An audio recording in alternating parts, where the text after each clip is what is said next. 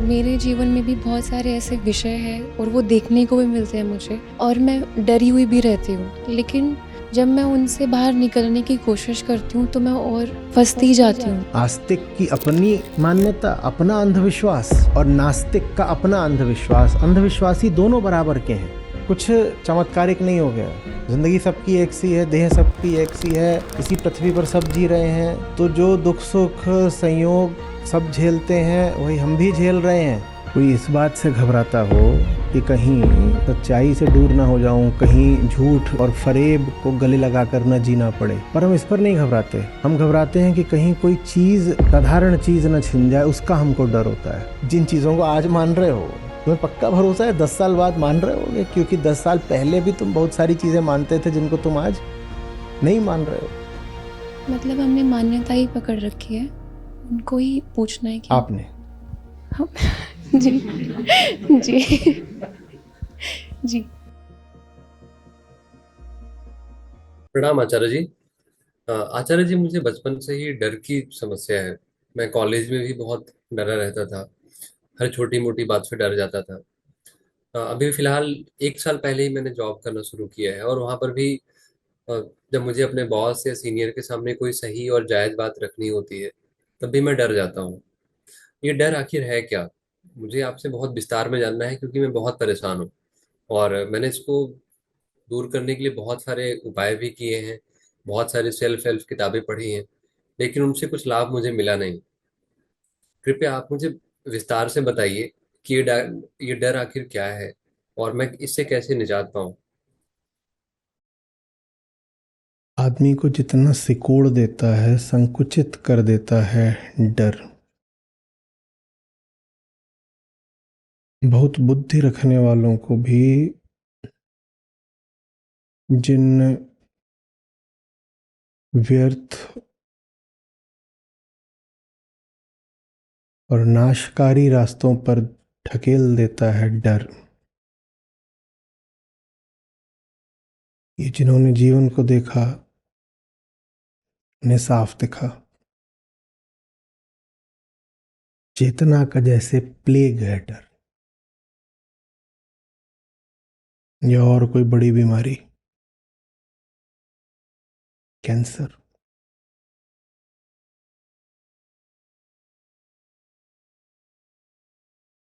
और डर प्राकृतिक नहीं होता है। जो कुछ प्राकृतिक है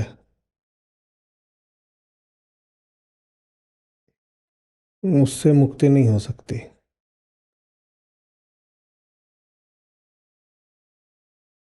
जो जीवन मुक्त भी हो गए, वो रहे तो देहधारी ही। देह प्राकृतिक है, उससे छूटकर कहाँ जाओगे। बहुत ज्ञानी हो जाओ, आत्मस्थ जियो, तो भी सांस तो चलती रहेगी। बोलोगे तो इसी मुंह से। प्राकृतिक यदि होता डर तो दुर्निवार होता। डर प्राकृतिक नहीं होता है। प्राकृतिक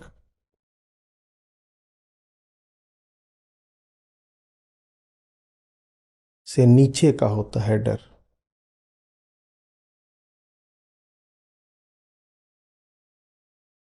डर प्रातिभासिक होता है।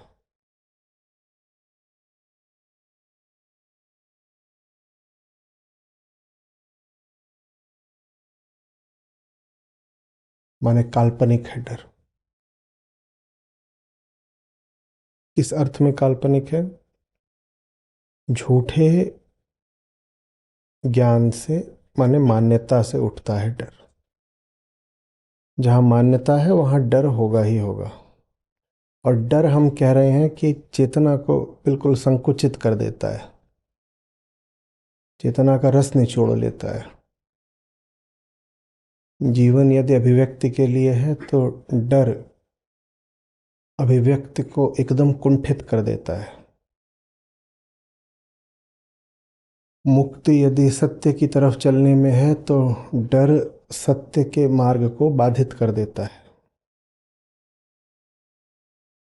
इसलिए हमने कहा चेतना की सबसे बड़ी बीमारी है डर।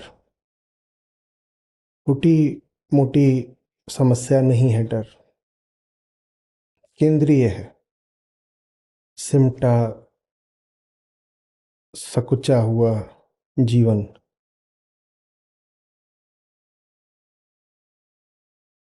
ये डर का उत्पाद होता है।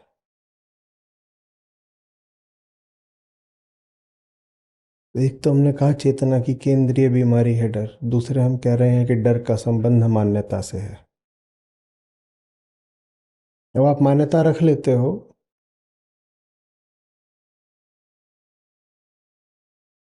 तो उसका कोई सीधा असर तत्काल तो अनुभव होता नहीं।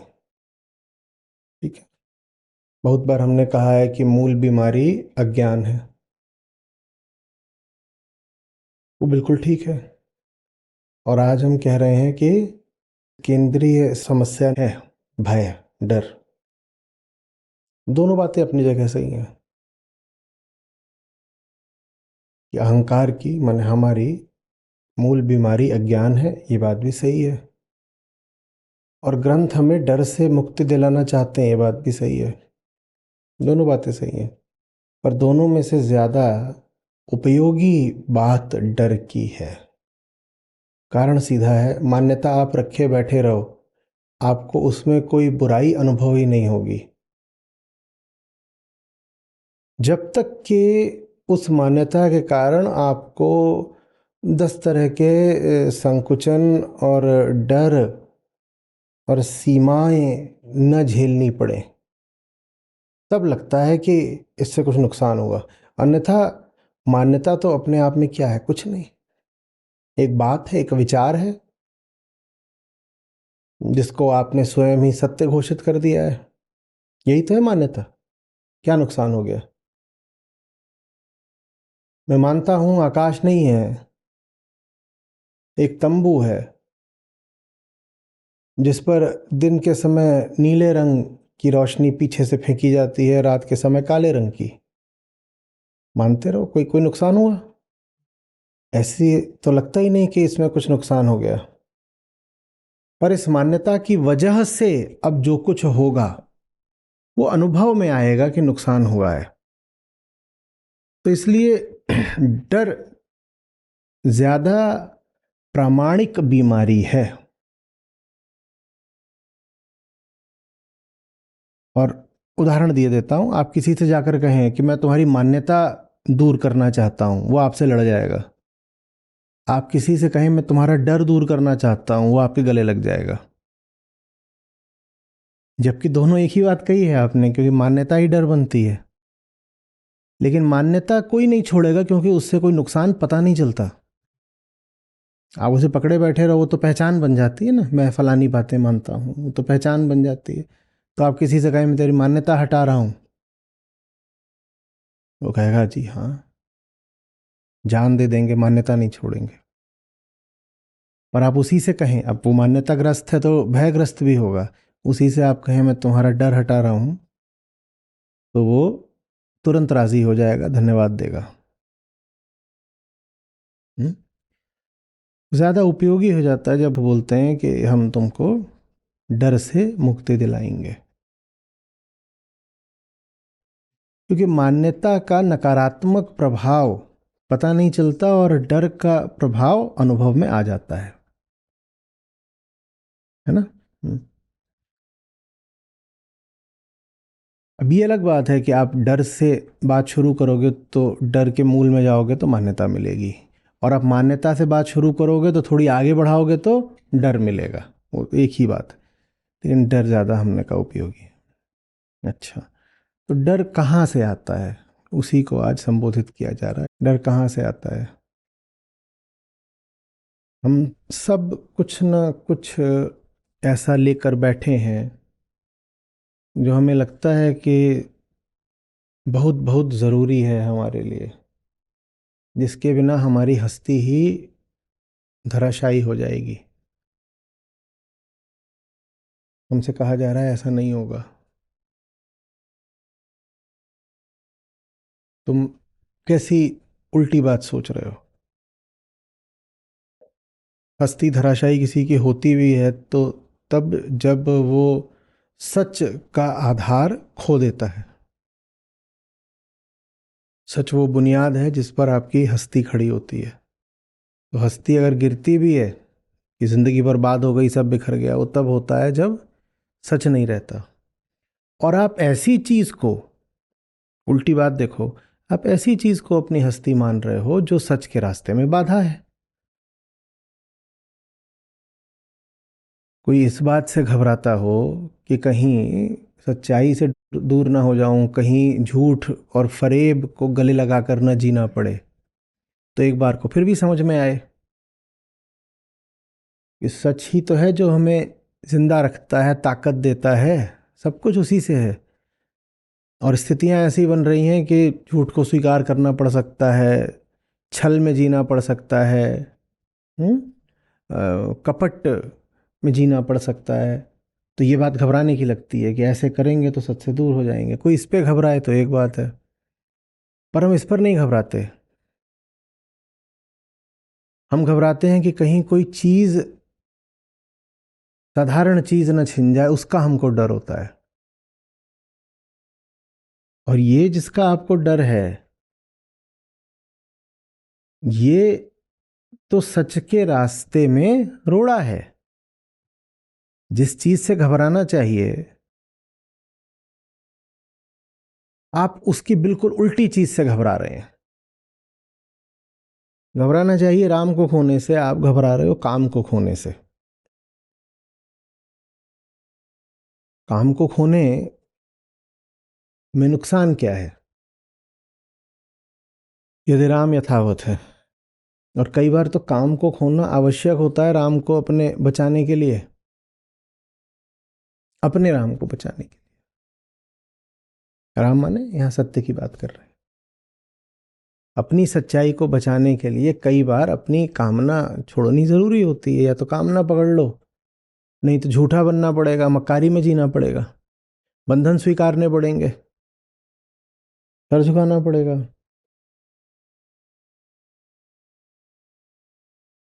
हम देखिए क्या कर रहे हैं, हम फिर बंधनों से नहीं घबरा रहे, हम मुक्ति से घबरा रहे हैं।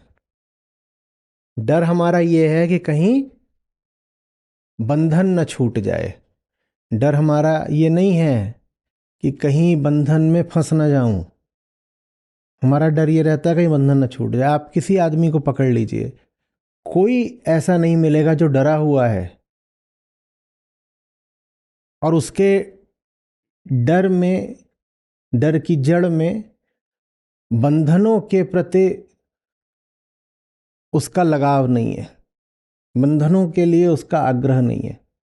जो भी आदमी डरा हुआ है वो इसलिए नहीं डरा हुआ है कि उसकी कोई बहुत अच्छी, सुंदर, कीमती, सच्ची चीज खो जाएगी तो डर लग रहा है। ऐसा डर तो शायद वाजिब भी होता। चीज इतनी प्यारी है, सच्ची है कि खो जाए तो नुकसान हो जाएगा, तो हम डर रहे हैं। समझ में आता डरते?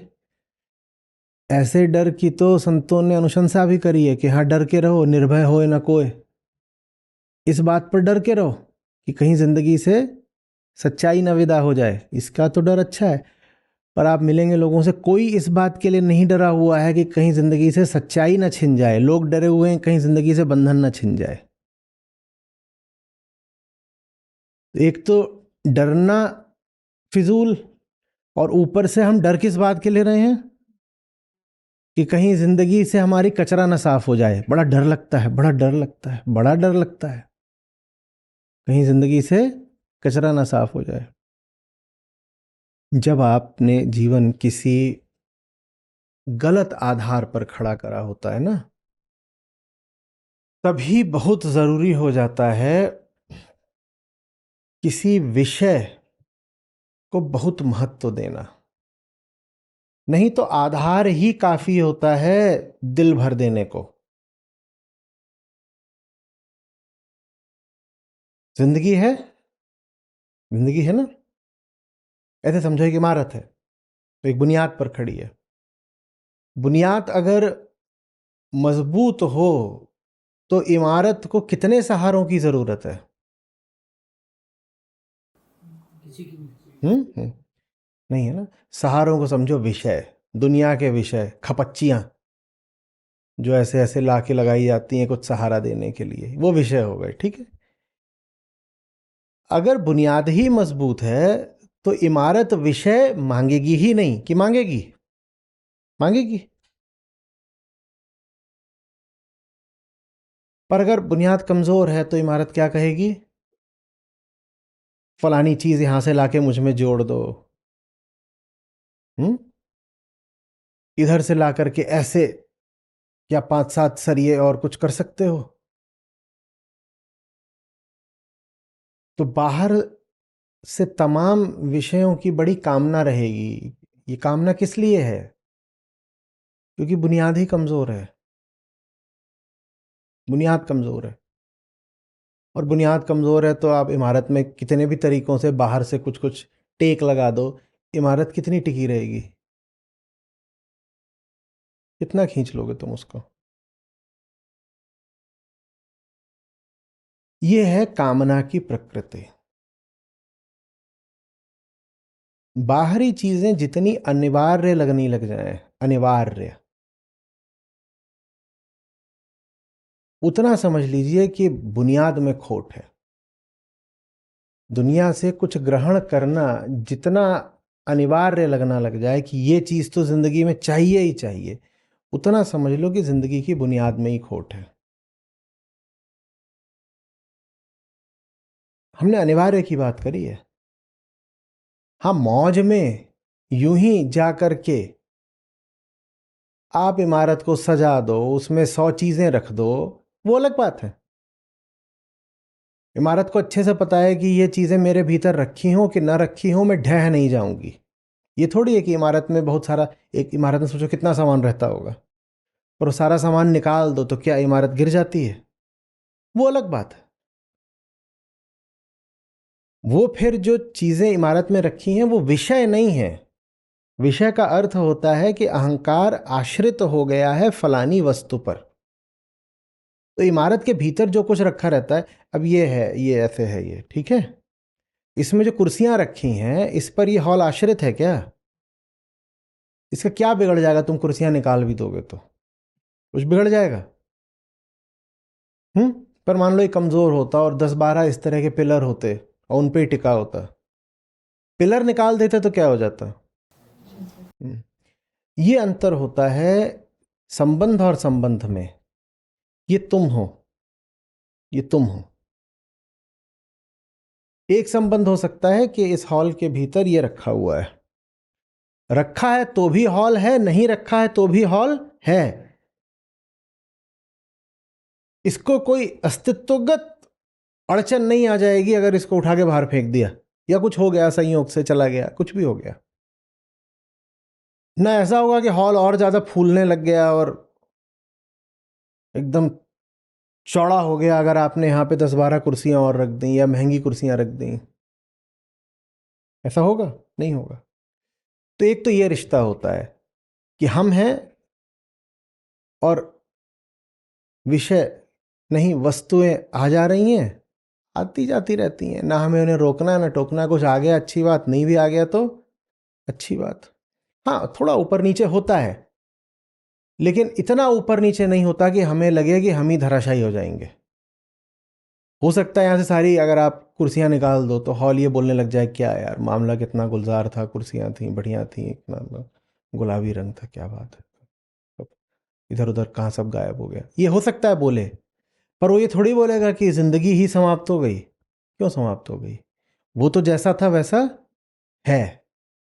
एक ये रिश्ता होता है संसार के साथ, और दूसरा रिश्ता ये होता है कि आपकी जिंदगी से फलाना विषय निकला नहीं, कि जिंदगी ने ही दम तोड़ दिया, और तब आप फिर भयभीत नहीं रहते, आप भयाक्रांत रहते हैं। आप सिर्फ डरे नहीं होते, आप दहशत में जीते हो, क्योंकि वो विषय नहीं है, वो आपकी जान है। जैसे यहाँ के ये खंभे, ये पिलर्स, ये इस हॉल में रखे नहीं हुए हैं, इन्होंने इस हॉल को उठा रखा है, सहारा दे रखा है। अब सहारा दे रखा है तो हॉल की धड़कन बंद हो जाएगी, कोई आके खम्भों से हथौड़ा मारने लग गया इनमें, तो ये क्या कर रहे हो, मैं बर्बाद हो जाऊंगा। ये नहीं होने देना है।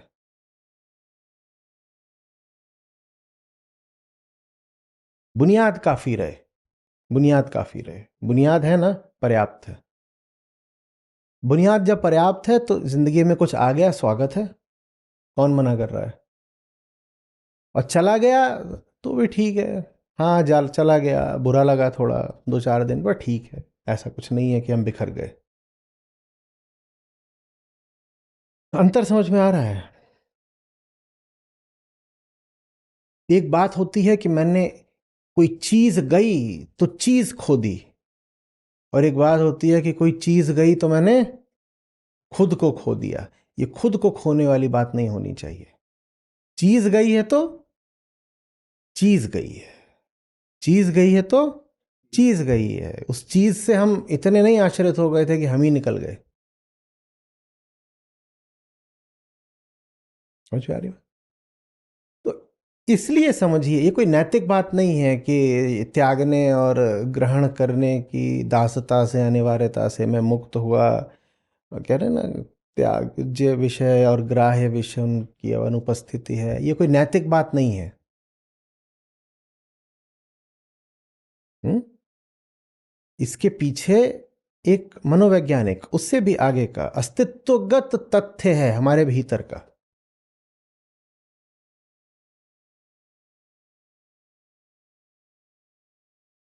कि आप दुनिया के गुलाम हो जाते हो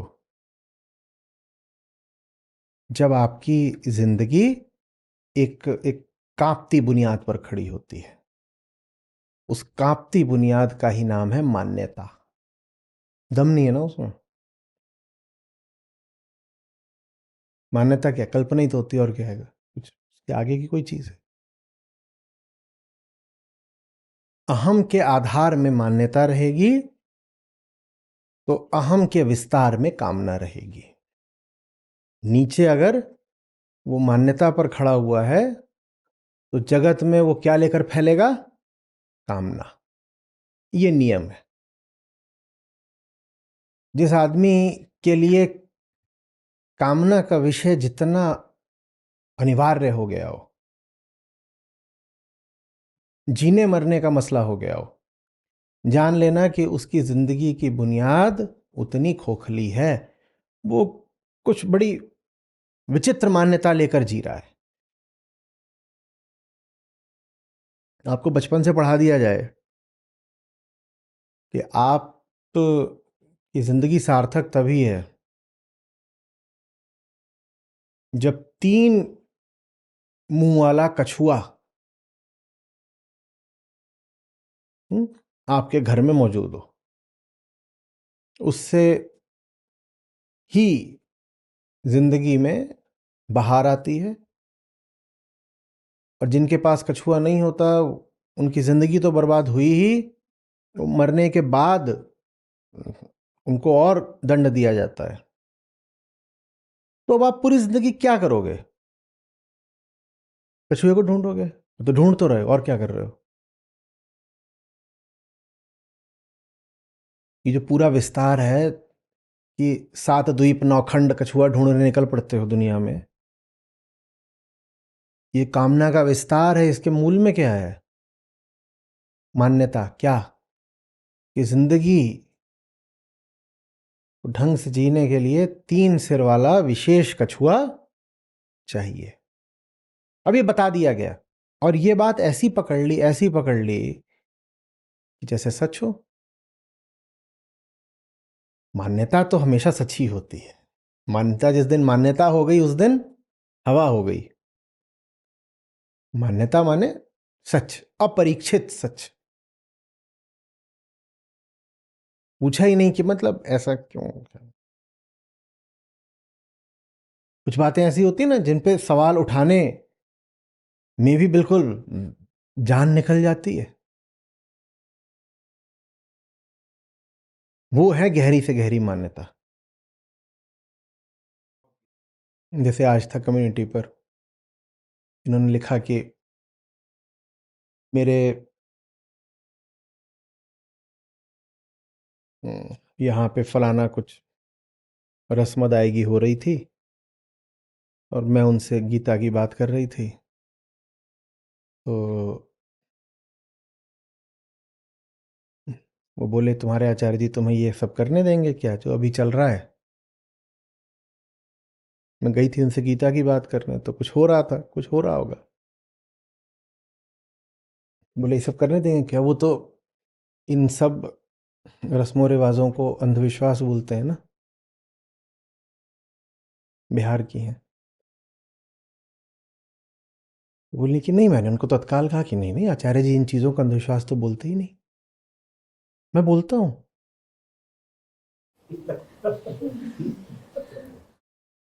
अब ये वो मान्यता है जिस पर सवाल खड़ा करने में जान जाती है। वैसे ही कई मुझ पर जो बातें होती है ना कि वो तो ऐसा कहते हैं, तो हमारे लोग जा कर के मेरी डिफेंस में कहते हैं कि नहीं नहीं ऐसा तो बिल्कुल नहीं कहते, पर मैं वैसा तो बिल्कुल कहता हूँ। तुम खुद ही नहीं मानना चाहते कि मैं वैसा ही कहता हूँ, क्योंकि वो मानने की तुम्हारी हिम्मत नहीं है, क्योंकि वो बात तुम्हारी बचपन से आज तक की पली मान्यता के बिल्कुल खिलाफ जाती है, बिल्कुल खिलाफ जाती है।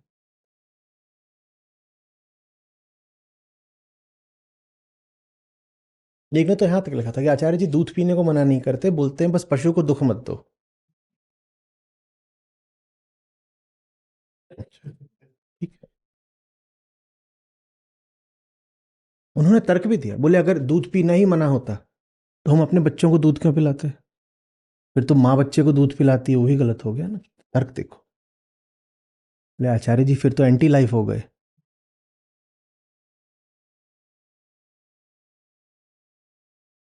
हिम्मत ही नहीं पड़ती पूछने की कि मतलब ठीक है सब लोग मेरे आसपास के यही सब मान रहे हैं, पर मैं कैसे मान लूं कि ये मतलब थोड़ी तो बात कर लो, कोई तो आ जाओ, भैया जीजी मौसी मम्मी दादी फूफा ताऊ, अरे चचा तुम ही बात कर लो, कोई नहीं कोई नहीं बात। और वहां से ही सारी कामनाएं उठती हैं।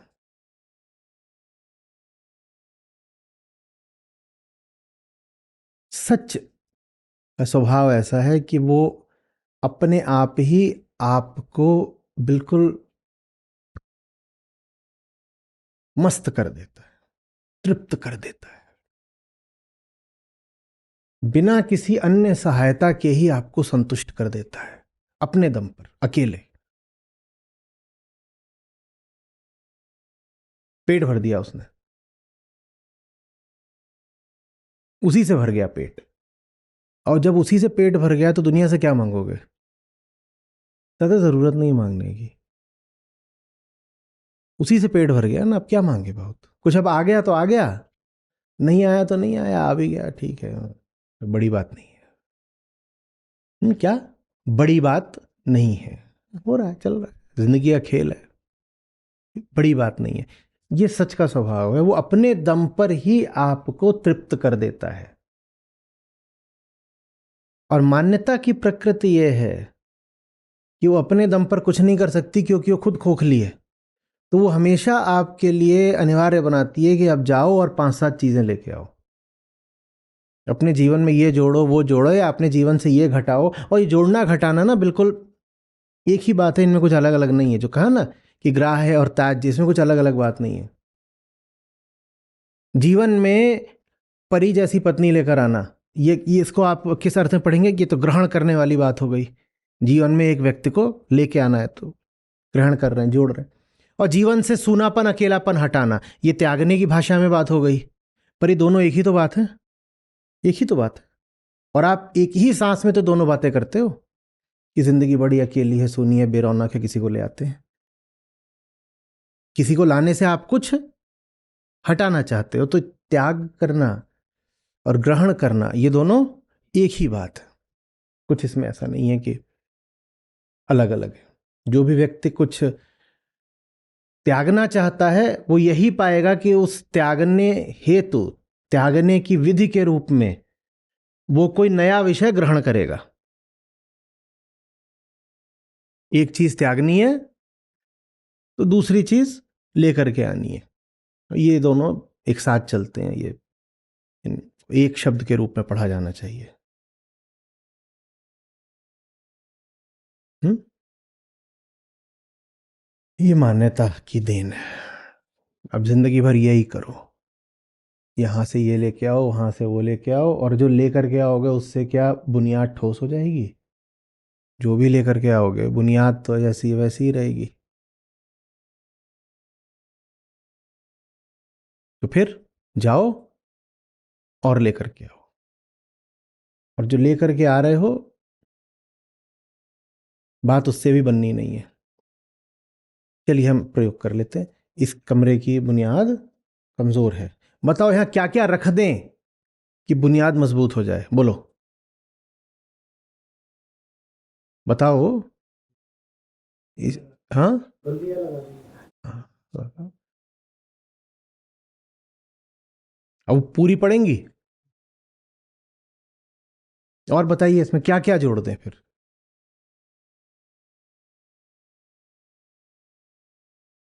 और बहुत सारी चीजें जोड़ दोगे, और महंगी कीमती चीजें भी जोड़ दोगे, और बुनियाद अगर कमजोर है तो खटका कम होगा कि बढ़ेगा? पहले तो ये था कि छत गिर जाएगी, दीवारें ढह जाएंगी, और आपने इसमें बहुत चीजें जोड़ दी हैं, तो अब क्या खटका रहेगा?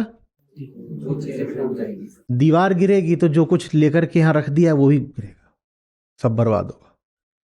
तो बताओ, भीतर जो संशय है और भय है वो कम हुआ या बढ़ गया? हम्म।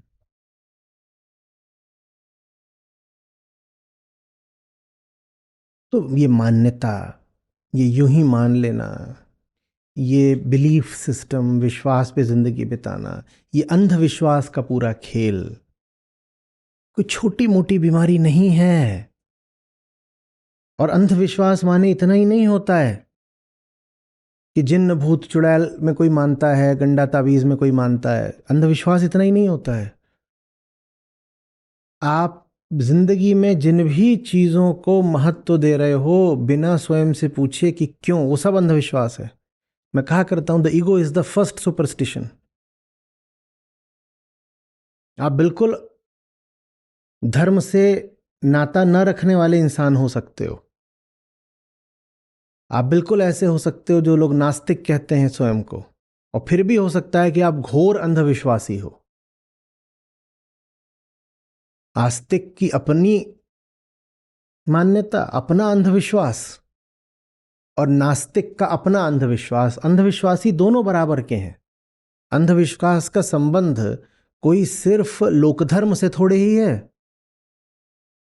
अंधविश्वास का संबंध कोई सिर्फ अशिक्षित लोगों से थोड़े ही है, या भारत से थोड़े ही है,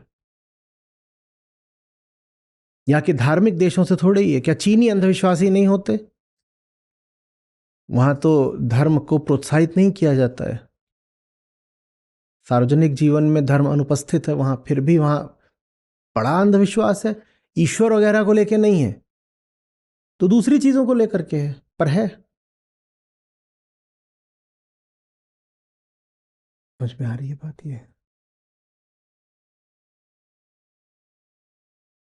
तो त्याज्य और ग्राह्य विषय की अनुपस्थिति, ये पहली बात। वो अनुपस्थिति सिर्फ आ सकती है ठोस बुनियाद से, और इस अनुपस्थिति से जुड़ी हुई चीज है हर्ष और विषाद का अभाव।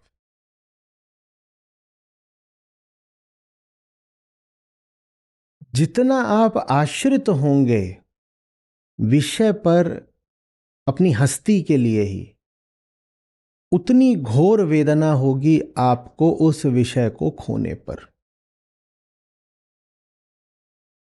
विषय नहीं खोया है, जैसे आत्मा खो दी है, जैसे जिंदगी खो दी है, अस्मिता खो दी है, ऐसा लगेगा। नहीं तो एक तरह का हल्कापन रहेगा, समदर्शिता, संभाव रहेगा। हम नहीं कह रहे कि आप बिल्कुल ही निरपेक्ष हो जाएंगे कि किसी की मृत्यु भी हो गई तो बुरा नहीं लगेगा, पर एक सीमा रहेगी। एक भीतर आयाम रहेगा जहां कोई सुख दुख नहीं पहुंच सकता। नहीं तो बड़ी तीव्र वेदना होती है जो एकदम केंद्र को भी छलनी कर देती है।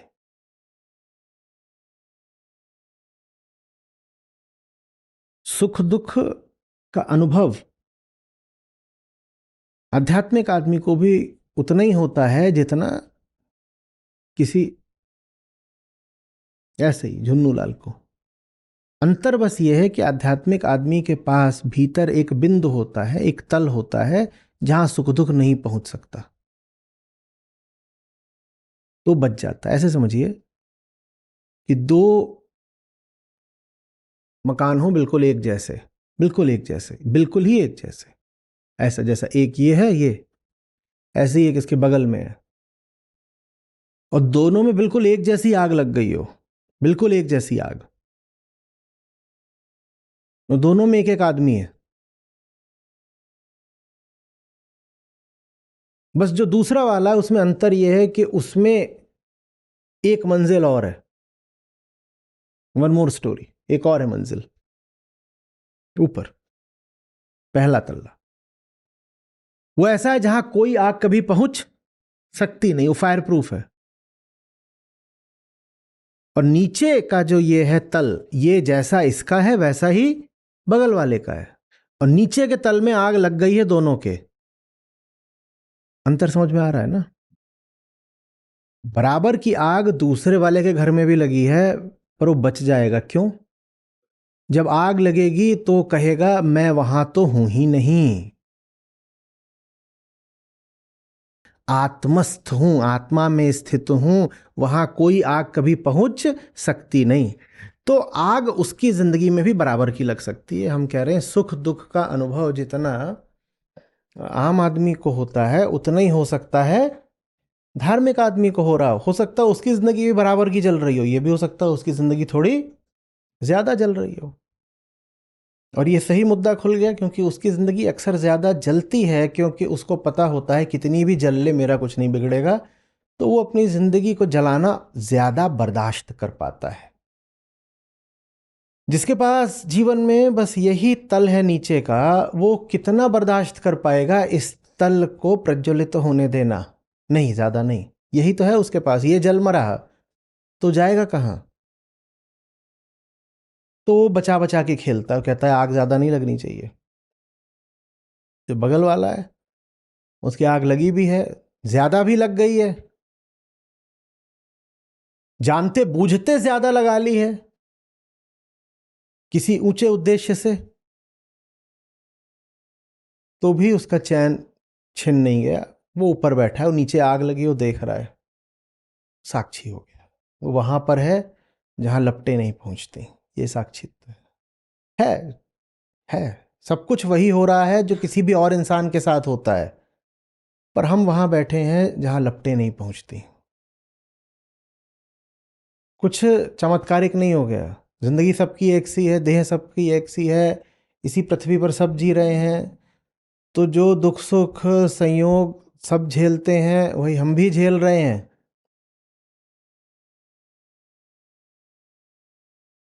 बस एक छोटी सी जगह है भीतर जहां लपटें नहीं पहुंचती, हम वहीं पर स्थापित हैं।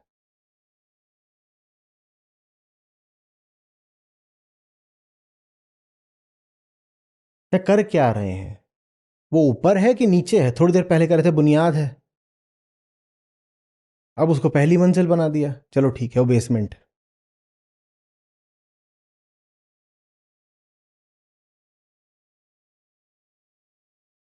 पर एक जगह होनी चाहिए जिंदगी की इमारत में जो बहुत मजबूत है, उसी पर सब खड़ा होता है, और वही तुम्हारी आश्रय स्थली बनती है। हम आगे बढ़ेंगे। एक जगह पर जाकर के कृष्ण कहेंगे अर्जुन को, अर्जुन आश्रय हूं मैं तुम्हारा। सुंदर शब्द है। बोलते हैं ये दुनिया है, यहाँ तो ये खेल चलते ही रहता है, कभी हराओगे कभी हारोगे, दूसरे को बाण मारोगे, अपना भी खून बहाओगे, ये सब चलेगा।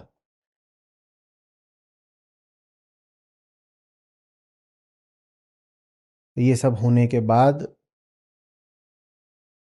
ये सब होने के दौरान मैं वो हूं जहां तुम शरणागत हो सकते हो, शांत रह सकते हो, जहां कोई तुमको दुखी परेशान नहीं कर सकता।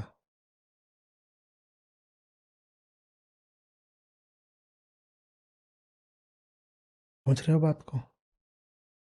इंसान और इंसान में अंतर बस यही होता है। नहीं तो जिंदगी सबकी एक सी, दुनिया सबकी एक सी, शरीर सबका एक सा, आयु अवधि सबकी एक सी। बहुत क्या अंतर है, दो ही लिंग पाए जाते हैं, वो भी सबके एक से। बहुत अंतर, बहुत भेद कहाँ होते हैं बताओ, होते हैं क्या? कहानियां भी सबकी लगभग एक सी ही होती हैं, थोड़ा थोड़ा अंतर होता है सब। लेकिन महान अंतर आ जाता है बुनियाद में। तुम्हारे घर की बुनियाद क्या है? और तुम सोचते हो कि चूंकि सबके घर की ऐसी ही खोखली बुनियाद है, तो शायद इस खोखलेपन में ही सुरक्षा है। भीड़ में सुरक्षा लगती है ना, भाई सब खोखली बुनियाद पे खड़े हैं तो हम भी खड़े हैं, तो अच्छा लगता है, सबका ऐसा ही है, सबका ऐसा ही है। उसमें सुरक्षा नहीं है, और घोर असुरक्षा है।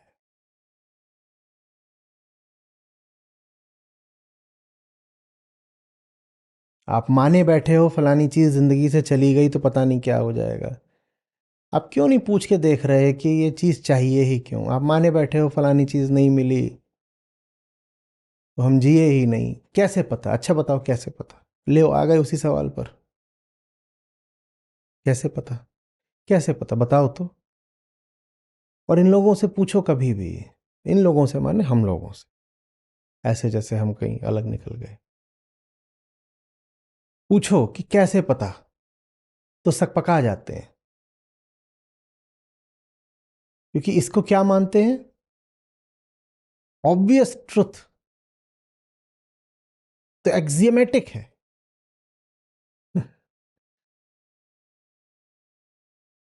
होता ना, रेवलेशन है इधर से, रिवील्ड डिक्टम।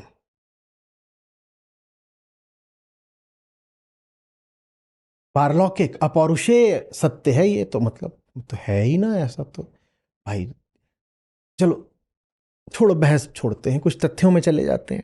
जिस बात को तुम मान रहे हो, ये बात क्या इतिहास में भी सदा मानी गई है? ये छोड़ो कि तुम्हारी बात कालातीत सत्य है, काल में ही 200 साल पीछे चले जाओ तो ये बात मानी जाती थी।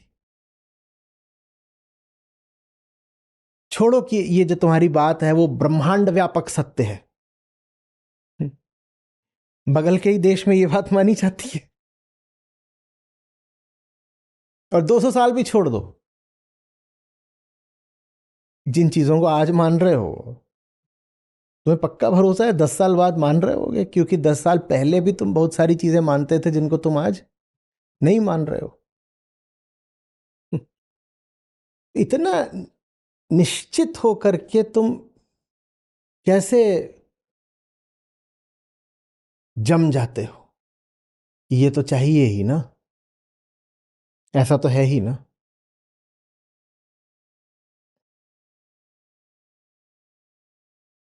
जो कुछ भी मानसिक है ना, वो वैकल्पिक है, अच्छे समझना। चुनाव है तुम्हारे पास। शरीर बस ऐसा है जो चुनाव नहीं देता। ऐसा नहीं हो जाएगा कि चुनाव कर लोगे कि 200 साल जीना है तो जी जाओगे। मानसिक जो कुछ भी है वहां विकल्प मौजूद होता है। अब आप बोलो नहीं पर किसी ने अपमान किया तो क्रोध तो आएगा ना। अच्छा, छोटा सा वाक्यांश है, किसी ने अपमान करा तो क्रोध तो आएगा ना। देखो इसमें कितनी सारी मान्यताएं बैठी हैं। अच्छा बताओ, मान माने क्या? उसे नहीं पता। मान माने क्या? हम मान माने सोचते हैं कि इज्जत वगैरह, मान माने मेजर होता है। मान माने क्या? और मान माने क्या तो अपमान माने क्या? अपमान माने क्या? नहीं, बात करना चाहते हैं, बोल रहा यार तुम ऐसी बात करो तेरा ही अपमान कर दूंगा। नहीं कर देना, पर बता तो दो अपमान माने एग्जैक्टली व्हाट। दूसरी बात, गुस्सा तो आएगा ना, ये तुम्हें कैसे पता? ये तो मानसिक बात थी ना, प्रतिक्रिया का होना। और जो कुछ भी मानसिक है उसमें हम कह रहे हैं विकल्प होता है। पर तुम कितनी सारी बातें एक सांस में मान लेते हो। छोटा सा तुम्हारा वाक्य और उसमें कितनी मान्यताएं तुमने बैठा रखी हैं। उसमें अभी और छुपी हुई मान्यता बताता हूं। आपने तो कहा कोई अपमान करे, कोई, सब कोई बराबर नहीं होते। उसमें कहोगे मित्र अपमान करे तो कम क्रोध आएगा, शत्रु अपमान करे तो ज्यादा क्रोध आएगा, अपने अपमान करें तो कम, पराये करें तो ज्यादा। अच्छा बताओ, मित्र माने क्या और शत्रु माने क्या और अपने माने क्या और पराये माने क्या? मान नहीं बता पाए तुम, बहुत कठिन लग रहा था, तो कोई बात नहीं, 8 में से किन्हीं 3 प्रश्नों के उत्तर दे दे।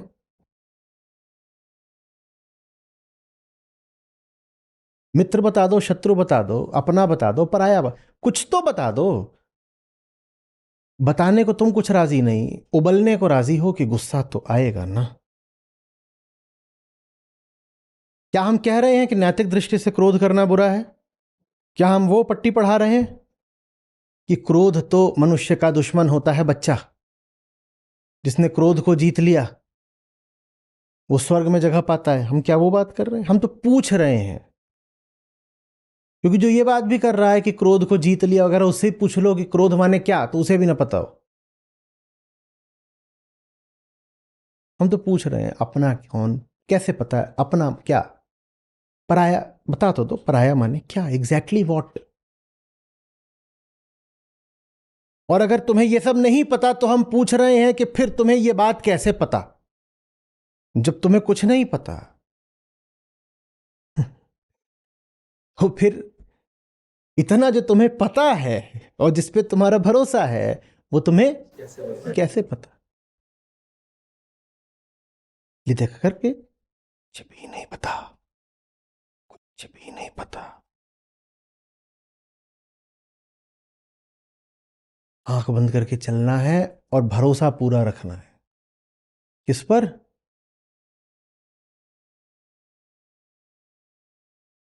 कहीं गिर गए तो दूसरे की गलती कि किस्मत की गलती?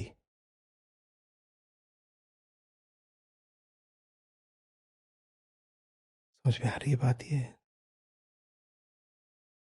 जिंदगी सच्ची है तो अपने आप में पर्याप्त है, उसमें न किसी को जोड़ने की बहुत जरूरत है, न किसी को घटाने में बहुत कुछ रखा है। इतनी सी बात है कुल। सही जिंदगी जी रहे हो तो वो जो सहीपन है ना उसका, वही तुम्हें तृप्त रखेगा। अब बताओ बहुत कुछ और क्यों चाहिए, या किससे इतना डर है कि उसको हटाना है? न त्याग न ग्रहण। और इसका मतलब यह है कि अब प्रकृति के लिए, जीवन के लिए हमारे दरवाजे बिल्कुल खुल गए। जिसको आना है आए, सबका स्वागत है। और कोई जा रहा है तो हम पीछे से चिपकेंगे नहीं।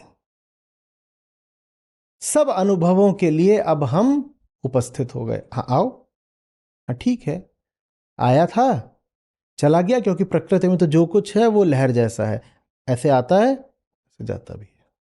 हम अब उसके लिए मौजूद हो गए।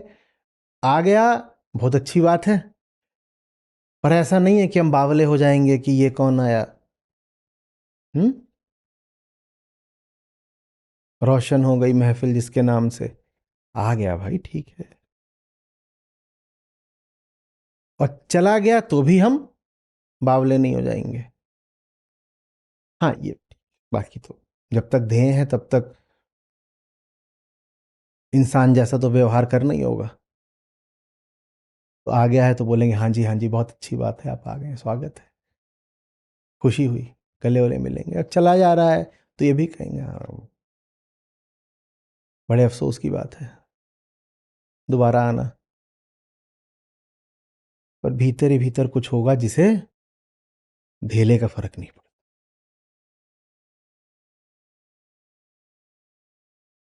उसी को कहते हैं आत्मा। मेरे ठेंगे से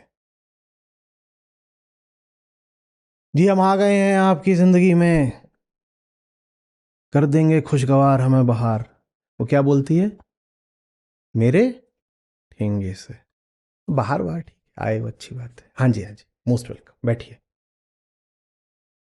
और जैसे ही कोई सर पे चढ़े बहुत दावा करे कि हम तुम्हारे लिए बहुत ज़रूरी हैं या हम तुम्हारे लिए बहुत खतरनाक हैं, आत्मा माने मेरे ठेंगे से। हम अपने आप में ही पर्याप्त हैं और पूर्ण हैं। पूर्ण पूर्णमिदम, अपने में ही पूरे हैं। न कोई विचार, न फर्नीचर, न कोई इंसान, किसी का बहुत महत्व नहीं हो गया।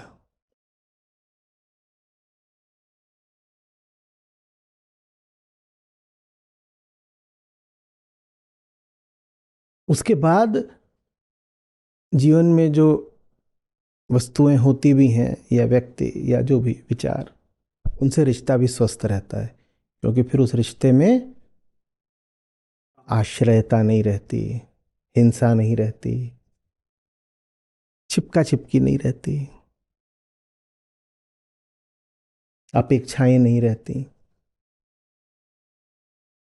क्या अपेक्षा करें? तुम्हारे आने से पहले भी हम मस्त थे, तो तुमसे कुछ खास उम्मीद क्या करें? अब तुम नहीं भी थे तो हम तो तब भी मस्त थे, तो कुछ बहुत खास उम्मीद तुमसे नहीं। बाकी ठीक है, तुम कुछ आइसिंग ऑन द केक कर सकते हो तो कर दो, पर केक तो हमारे पास पहले से था। धन्यवाद आचार्य जी। जी। नमस्ते आचार्य जी। जैसे कि आज आपने बताया कि जब आपके जीवन में बहुत सारे विषय होते हैं तो आप डरे हुए होते हैं। तो मेरे जीवन में भी बहुत सारे ऐसे विषय हैं और वो देखने को भी मिलते हैं मुझे, और मैं डरी हुई भी रहती हूँ। लेकिन जब मैं उनसे बाहर निकलने की कोशिश करती हूँ तो मैं और फंसती जाती हूँ। मतलब नहीं, आप विषय से बाहर नहीं निकल सकते, वो कर्मकांड हो जाएगा। तो उस पहले बताइए मैंने कर्मकांड क्यों कहा? यही तो कह रहे हैं ना, बाहर निकलने की जो बात करी वही कथन है, त्याज्य की अनुपस्थिति। वो कह रहे हैं कुछ ऐसा होना नहीं चाहिए जिसको बाहर निकालना बहुत जरूरी है। पड़ा है तो पड़ा है। ये भी जो आग्रह होता है कि फलानी चीज तो जिंदगी में बिल्कुल होनी ही नहीं चाहिए, ये भी एक कांपती बुनियाद की ओर इशारा करता है। पता नहीं कितनी खतरनाक चीज है कि जिंदगी में आ जाएगी तो जिंदगी को ही बर्बाद कर देगी। अरे हम डर नहीं रहे हैं, आ जाएगी तो आ जाएगी, नहीं आ जाएगी तो नहीं आ जाएगी, ऐसा क्या हो गया? लेकिन बस मुझे यही जानना है आचार्य जी कि मेरी ज़िंदगी में बहुत सारी ऐसी चीज़ें अभी भी है। और चीजें नहीं है, मान्यताएं हैं।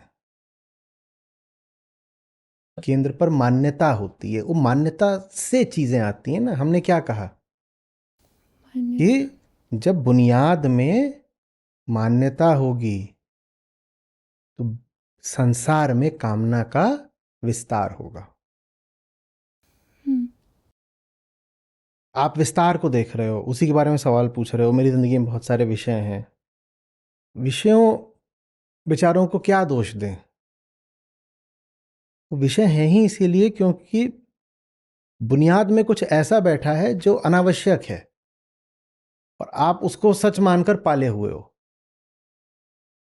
कुछ बात है, कुछ सोच रखा है, कोई शर्त है जो जिंदगी के ऊपर थोप रखी है। गुड लाइफ की कुछ छवियां होंगी, ऐसा होना चाहिए, इतना तो ऐसा होना चाहिए, इस रंग का होना चाहिए, फिर ऐसा होना चाहिए, सुबह ऐसी होनी चाहिए, दोपहर ऐसी, शाम ऐसी। ये मान्यता है ना, ये सब हर चीज को लेके। कैसे पता? कैसे पता? वो सब होंगे इसलिए विषय हैं। सब विषयों को ही डंडा लेके खदेड़ोगे तो कर्मकांड हो जाएगा। और बहुत होते हैं जो सफलतापूर्वक विषयों को डंडा लेके खदेड़ देते हैं। कहते हैं उनकी पूछो जीवन की उपलब्धि क्या है, वो बोलेंगे प्याज लहसुन नहीं खाया कभी। तो क्या हो जाएगा इससे? क्या हो जाएगा? विषयों को जिंदगी से खदेड़ने की बात नहीं है, सच्चाई के आधार पर जीने की बात है। उसके बाद न कुछ बहुत प्यारा लगता है, न कुछ बहुत डरावना लगता है।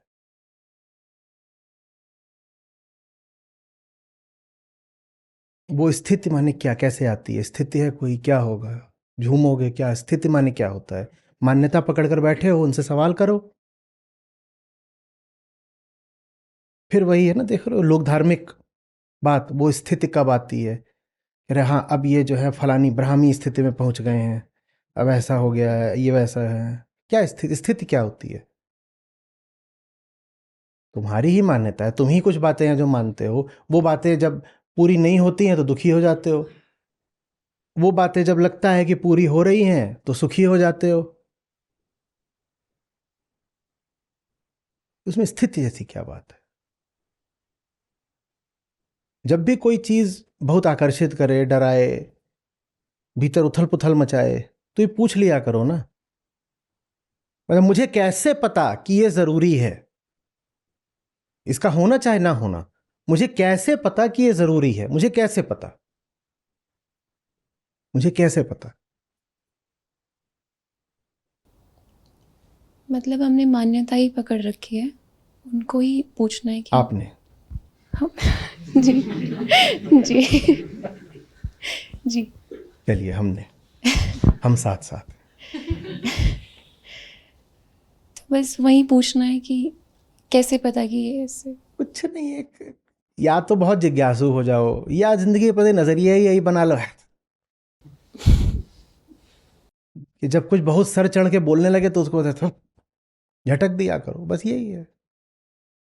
या तो जो जो जो जो क्लासिकल ज्ञान मार्ग होता है वो तो ये होता है कि जिज्ञासा करो, ठीक है, और उसी का जो एक संक्षिप्त रूप होता है वो ये होता है कि फर्क पैदा है।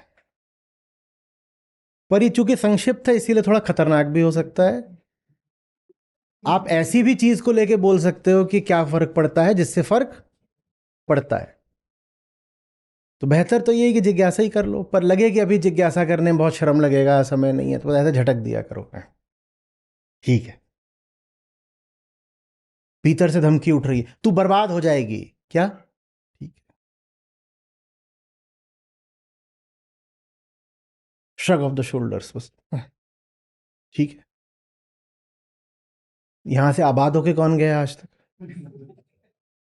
तो बर्बाद हम हो जाएंगे तो मतलब ठीक है, हो जाएंगे।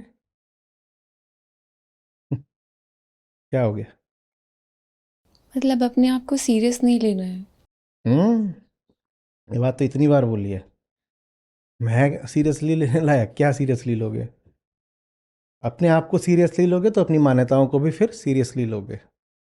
एकमात्र चीज जिसको सीरियसली लिया जा सकता है वो है सच्चाई, उसके बारे में गंभीर रहो, बाकी हर चीज को खेल की तरह लो। जहां बात यह आए कि सच है कि झूठ है, वहां ऐसे मत कह दो होगा सच तो भी ठीक है और होगा झूठ तो भी ठीक है, वहां ये मत कह देना, वहां गंभीर हो जाना, कहना नहीं बात क्या है पता कर लेने दो, बाकी सब आवत जावत है, कुछ है ठीक है नहीं है, मौज करो। जी जी, धन्यवाद। नमस्ते, मेरा नाम चंदन है। मैं आचार्य जी को पिछले 1.5 साल से यूट्यूब पर सुन रही थी और लगभग 1 साल से गीता सत्रों से जुड़ी हूँ। गीता सत्रों से जुड़ने के बाद मेरे जीवन में बाहरी और भीतरी बहुत बदलाव आए, जैसे कि डर खत्म हुआ। जब मैंने आचार्य जी को सुनना शुरू किया तो मुझे गाड़ी चलाने से बहुत डर लगता था। घर में गाड़ी होते हुए भी मैंने कभी चलाना नहीं सीखा, लेकिन जब आचार्य जी को सुनना शुरू किया मन में एक बल आया, फिर मैंने गाड़ी चलाना सीखा। इसके साथ साथ बहुत सारे डर थे, मान्यताएं थी, वो सब छूटी। शादी के बाद मैंने काम करना छोड़ दिया था, बट जब आचार्य जी को सुनना शुरू किया उसके बाद फिर मैंने अपनी योगा की पढ़ाई शुरू की और आज मैं एक योगा शिक्षक हूँ। लोगों को शारीरिक रूप से स्वस्थ रहना सिखाती हूँ। बाहर निकलने में मुझे डर लगता था, लेकिन पिछले 3 महीने से मैं बुक स्टॉल पर जा रही हूँ। पहले ऐसे लगता था कि ये बल तो खो गया है, लेकिन अब अंदर से बहुत अच्छा महसूस करती हूँ और शुक्रिया अदा करती हूँ आचार्य जी का कि जो मेरे जीवन में आए, जिन्होंने मेरे जीवन को बेहतर बनाया। धन्यवाद।